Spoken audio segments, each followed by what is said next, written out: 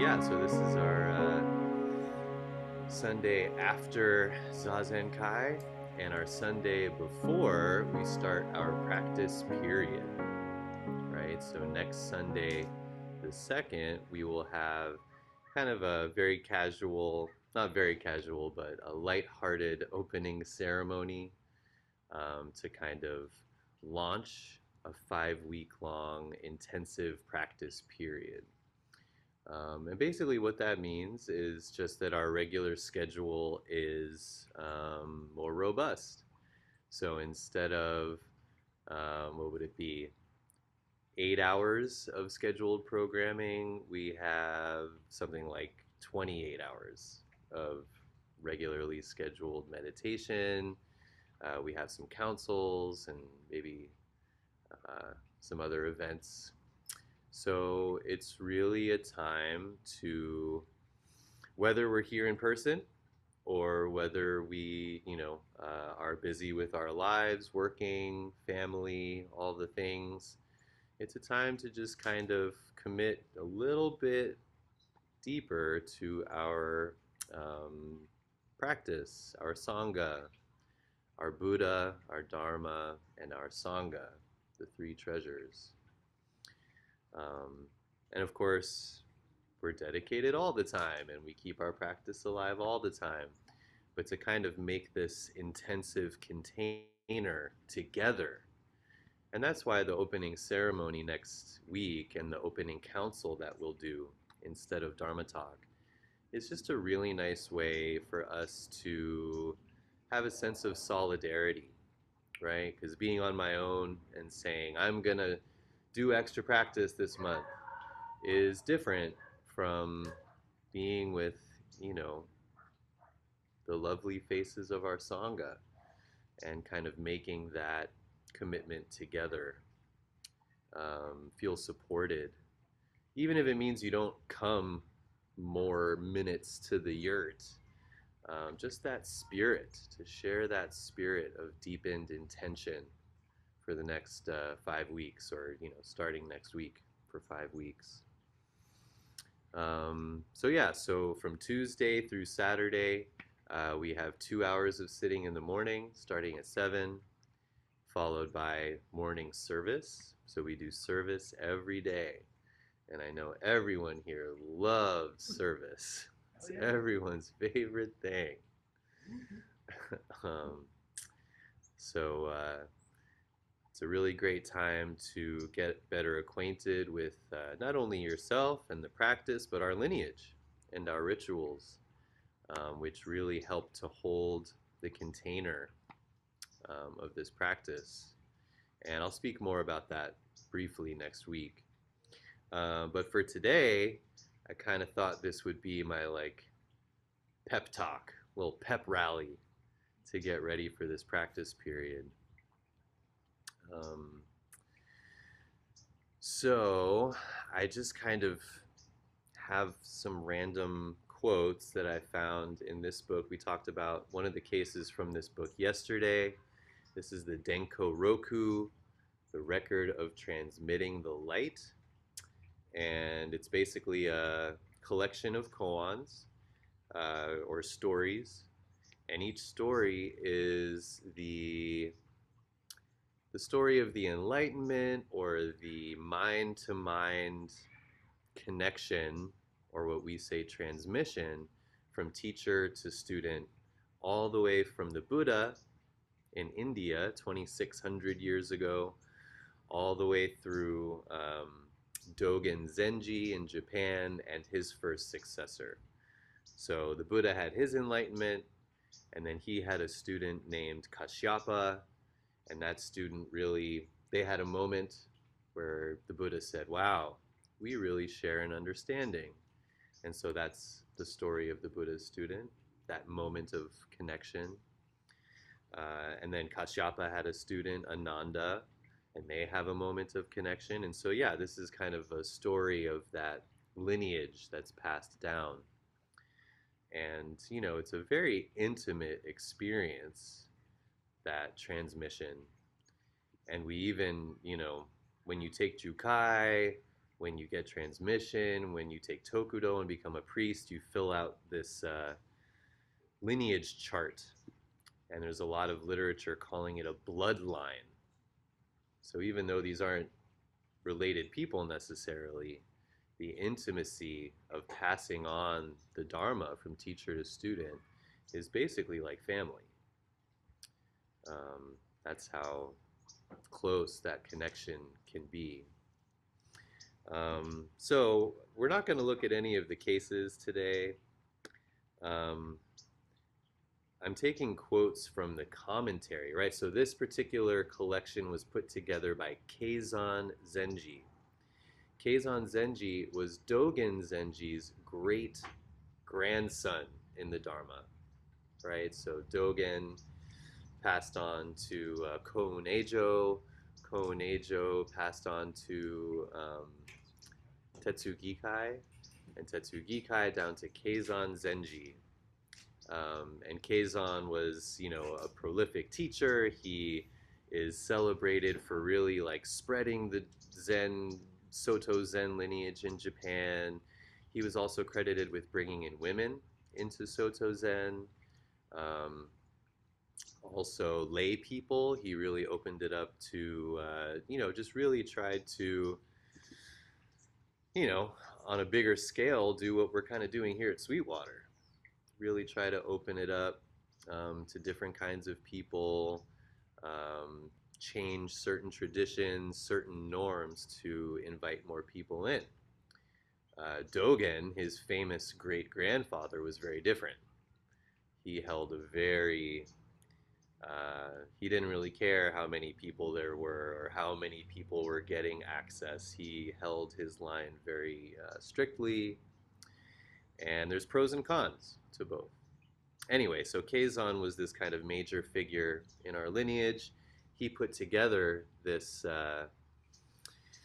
seemingly pseudo-historical collection of transmission stories, and he offers commentary on each one. And so there's one bit in particular. This is part of his commentary for the case for Zhengxie Qingliao, who was the 47th ancestor in this lineage, right? So Buddha was 1, Kashyapa was 2, Ananda 3, all the way through Koun-Ejo, who's 52, and so Zhengxie Qingliao, 47. So yeah, a Chinese ancestor, maybe 100, 200 years before Dogen. So, Keizan's commentary, there's just this one awesome paragraph that I thought might give us some juice for the practice period coming up. He says, "Do not look within. Do not look outside. Do not try to quiet thought. Do not try to calm your body. Just know intimately and understand intimately. Cut off discrimination at once and try to do zazen a little.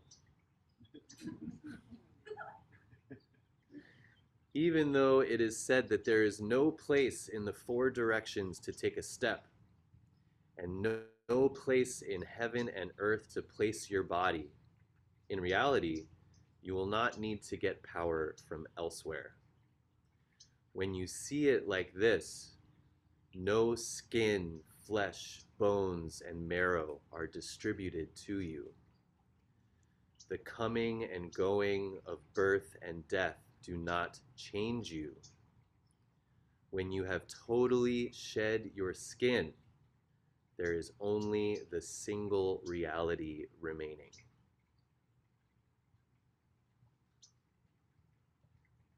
So let's look at this line by line. I love the opening. I'm so grateful for this opening because, we've entered into this age. I don't think we appreciate it enough, but like you open up your laptop, you open up your social media, and there is just like meditation and self-help and psychology and wisdom and memes and books galore, right? We basically have introspective, healing, well being practices at our fingertips at every moment, um, which, generally speaking, is kind of nice. It's better than a toothpaste commercial, better than skincare commercial. But they all they mostly are trying to sell you on a method. Look within. Don't worry about outside. Look within. Your power is within you. I'm sure we've seen that and heard that a lot. And maybe that's helped us a lot. It's a beautiful thing to say. But it really is just a piece of this story of awakening. So Kazan here starts by saying, do not look within. Do not look outside. That's kind of like the entire instruction of Buddhism in one sentence. If we're trying to pin something down, if we're trying to grab the best method, if we're trying to get a result, um, it's just going to be limited. Within, outside, um, just that very notion exists in this dual reality that our minds have created. Similarly, no within, no outside is also wrong. Within is wrong, outside's wrong, no within is wrong, no outside is wrong, no difference between inside and outside, that's wrong. No difference between not seeing the no difference between outside and within is wrong. Allow that to just exhaust this discriminative mind that wants to understand, that wants to know. If I really understand within, then my life will be great. If that's what's guiding you, you're going to be disappointed. I'm sure a lot of us are familiar with Taoism, going with the flow, going with the Tao. That's what the Tao is. Letting go of trying to understand. Really embodying within and without as one, as two, as 70,000. Um, what's that quote from Hitchhiker's Guide to the Galaxy that YU quoted a few months ago? Something. Does anyone read that book? 42. Yeah. Yeah, the answer to the universe and everything is 42. That is exactly the same spirit as do not look within, do not look without or outside. And then he says, do not try to quiet thought. And any of you who have come into Daison with me have probably heard something along those lines. This is not about quieting thought. There's no merit, there's no reward for increasing your amount of time with a calm mind. Um, Someone came in recently to see me and they said, in the first period, my concentration was really good. And then in the second period, it went away and my mind was all over the place. And I said, I've never thought about it like that. I mean, I've never thought about it like this before, but I said to him in the moment, I was like, if you weren't concentrating, how did you know your mind was going all over the place? Right? Isn't that crazy? So this notion of, calm mind is better, busy mind, I'm not doing it right, it's totally unnecessary. So yeah, don't try to quiet your thought. Don't try to calm your body. That one's touchy because now we know more about the nervous system and calming our body is really available to us. And I don't know, but try it out. Try to not try to calm your body. Let your body be as tense and wild as it is in this moment. Um, and I've found that in my meditation, if I'm anxious or my nervous system is triggered, um, if I really just allow that and just sit for 30 minutes tight and shaking and just let that be, it changes. But if I'm like, breathe from the hara, think calm thoughts, count to 10, then it just makes it worse. It can. It can make it worse. So that's an interesting one. But yeah, don't try to do anything. And then he says, just know intimately and understand intimately. It's like that koan that Reverend Leanne Shutt shared with us, where she went to see the Japanese Zen teacher and she said, why does hatred follow me everywhere I go? And he said, know hatred intimately, or completely, maybe he said. So yeah, if your mind is busy, know busy mind intimately. If you're drowning in hatred and aggression, know hatred and aggression intimately. Um, that's why the container of Zazen is so powerful, because we can do that. We can go into our deepest anger, our deepest regret, our deepest resentment in this still, quiet container, right? If I'm at home and I'm pacing around and throwing darts at the wall and cursing so and so, that's a very different experience of aggression than just being aggression in stillness. And we talk about metabolizing feelings, trauma, processing feelings and trauma. Um, Doing that in stillness can be very effective, but we have to know it intimately. So even if that means you spend an entire session angry and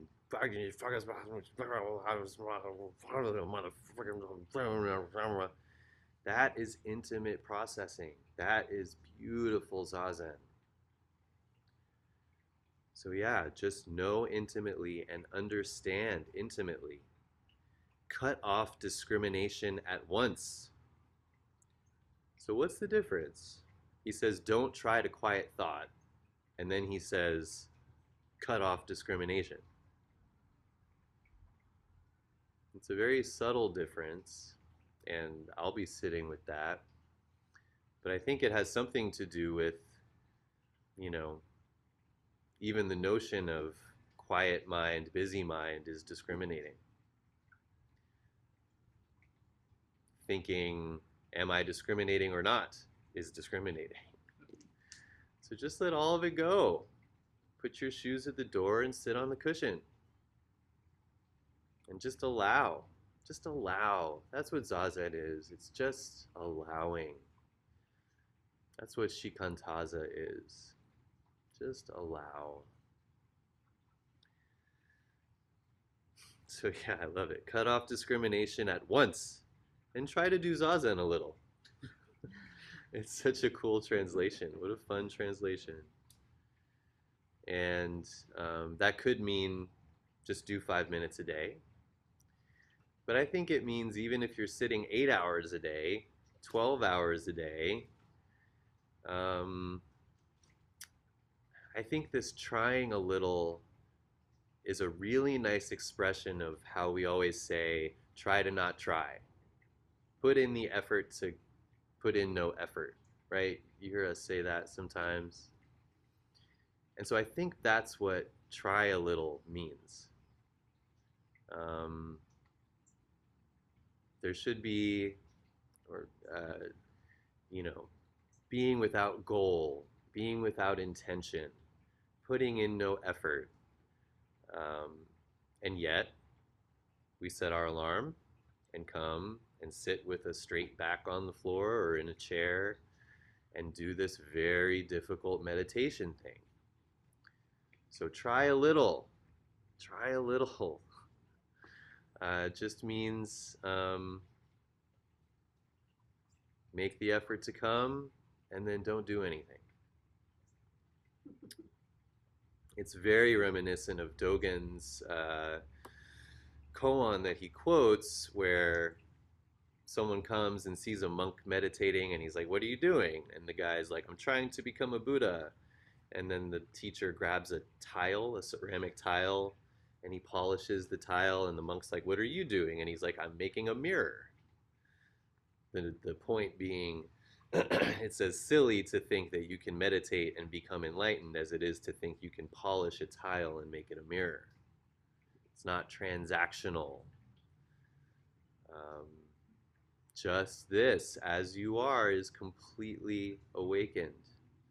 And so to try to do something to accomplish something misses the point. Um, and yet we do it. Try a little. Makes me think of that song, Try a Little Tenderness. Even though it is said that there is no place in the four directions to take a step, and no place in heaven and earth to place your body, in reality, you will not need to get power from elsewhere. So this gets a little bit into the weeds of, you know, Buddhism, but he's basically talking about this experience of emptiness, right? If we really come face to face, heart to heart with oneness, non duality, emptiness, no self, no separation, right? We talk about these things a lot, but to really have that experience, which I know we've all had in here, whether it's in Zazen or connecting with a friend or prayer, music, dancing, being in nature, whether we know it or not, we do have these moments of, man, I am not separate from this entire thing. And in that moment, you can see there's nowhere to go. There's no here and there. There's no this body, this place versus that body, that place. I don't know. It doesn't make any sense. It's all experiential. And so, even though we talk about that, he says um, this emptiness doesn't mean that there's no power. It's really interesting that he brings this idea of power. You know, when we really cultivate and manifest this no place, no self, there's a power there.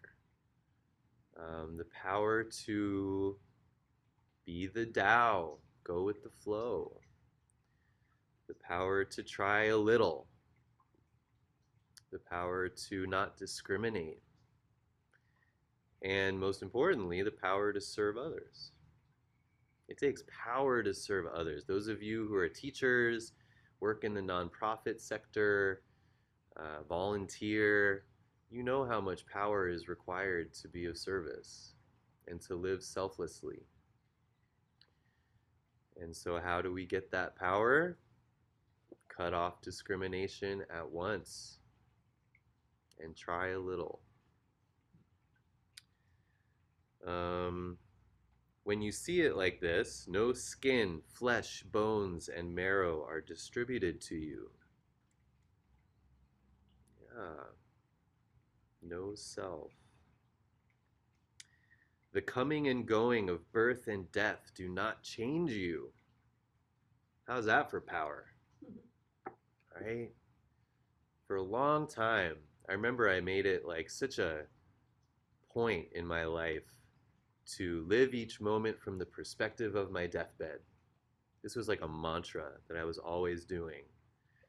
And the point was to like take risks, go on trips, make friends I didn't want to make friends with, when I just want to be at home, well, what are you going to remember from your deathbed? Being at home or trying rock climbing or, whatever it is. I've never gone rock climbing, but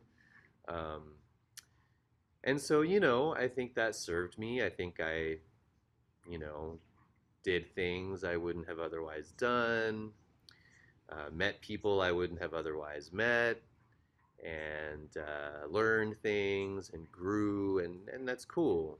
But I was also kind of a slave to this notion of like me and my life. What's my legacy? How are people going to remember me? How many people will be at my funeral? That's something I've spent time caring about. Jeez. Um, and, that's not really a happy place. It's a motivating place. It can be an inspiring place, but it's kind of a stuck place. Um, Very much not free from this idea of birth and death. As long as I think I am a thing that was born and then I am a thing that will leave, we're going to care who's at my funeral. We're going to care what do people think of me. We're going to care how much have I got done. What are my titles? What have I accomplished? Oh God, there's no time left. I'm already such and such age. I haven't done the. Because we're slave to this notion of birth and death. And it may seem a little esoteric to think that we can be free of that slavery, but we've got 2,000 years of people who have, you know, purportedly broken those chains. And you can believe that or not, you kind of got to see it for yourself. And for some of us, becoming free of that bondage, even the notion of it, is special enough to at least see if it's possible. Um, when you have totally shed your skin, which I particularly like because in the Chinese calendar, this is the year of the wood snake. And I took that to heart this year and really tried to shed various patterns and habits. And so, yeah, to totally shed skin, to totally resolve karma is another way we talk about it. Drop off body and mind. Uh, Cut off discrimination. All these different ways of talking about just being the Tao. When you have totally shed your skin, there is only the single reality remaining.